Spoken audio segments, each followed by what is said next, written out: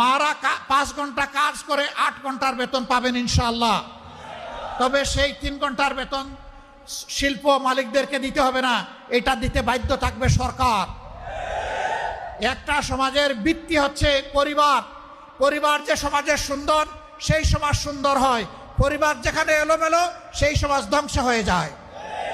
আমরা আজকে ধ্বংসের মধ্যে পড়ে গেছি। এই সমাজকে ধ্বংসের হাত থেকে উদ্ধার করতে হবে ইনশাআল্লাহ। আমরা একটা কল্যাণ রাষ্ট্র করতে চাই। সরকার সবার কাছ থেকে ট্যাক্স নেয়। সরকারের দায়িত্ব হলো সমাজের চাকা চালু রাখা। সরকারের দায়িত্ব হচ্ছে ওই সমস্ত মাদের বাকি 3 ঘন্টার বেতন পরিশোধ করা। কল্যাণ রাষ্ট্র যেদিন কায়েম হবে, ইনশাআল্লাহ পর্যায়ক্রমে এই দেশ সেই জায়গায় গিয়ে উপনীত হবে। প্রথম দিনই হবে না, নিশ্চয়ই একথা জনগণ বুঝে। জনগণের ধৈর্য এবং সহযোগিতা আমাদের লাগবে। জনগণের যদি আন্তরিক সহযোগিতা এবং ধৈর্য পাই, ইনশাআল্লাহ তা হবে। বলবেন ঠিক আছে, বেতন না হয়ে দিলেন, 3 ঘন্টা যে খালি হয়ে গেল, সেই কাজের গ্যাপ কিভাবে পূরণ হবে? দুনিয়ার বহু দেশে পার্ট টাইম সরকারি জব আছে।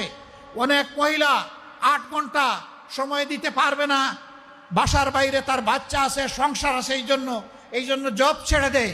তারা যখন দেখবে 3 ঘন্টারও আমার একটা সুযোগ আছে, বলবে ঠিক আছে, সেই 3 ঘন্টা আমি আমার প্রয়োজন পূরণ করে আসি। এখানে জব আরো বেড়ে যাবে, একজনের সাথে আরো 1/2 জন যোগ হয়ে যাবে। সুতরাং আগে যদি 100 জন জব পেয়ে তাকে এখন 150 জন পাবে ইনশাআল্লাহ। এইভাবে জবের সংখ্যা বেড়ে যাবে। কিন্তু আমরা কোনো মাকে কাজ করতে বাধ্য করব না।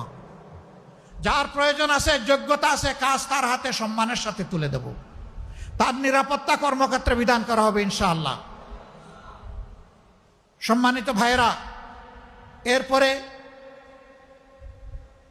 যদি কোনো শিল্প, কোনো ইন্ডাস্ট্রি মহিলাদেরকে কাজে নিতে না চায়, সরকার নীতিমালা করে দেবে যে এতটুকু নিতে হবে। কেউ যদি না আসে, পুরুষ দিয়ে পূরণ করেন, অসুবিধা নাই। আবার মহিলাদের মাঝে, নারীদের মাঝে কেউ যদি বলেন যে আমি 8 ঘন্টা কাজ করেই 8 ঘন্টার বেতন নিতে চাই, তাকে সম্মানিত করা হবে বাড়তি ইনশাআল্লাহ। তিনি যে সম্মানটা দেখালেন রাষ্ট্রকে, এই জন্য তাকে সম্মানিত করা হবে। সম্মানিত করার বহু রাস্তা খোলা আছে। কাউকে বাধ্য করা হবে না, কাজ করতেও কাউকে বাধ্য করা হবে না, কাজ থেকে বিরত থাকতেও বাধ্য করা হবে না। এটা থাকবে অপশনাল চয়েস, অল্টারনেট চয়েস। মা সেই নিয়ামত যে প্রিয় সন্তানকে তার গর্ভে ধারণ করেন।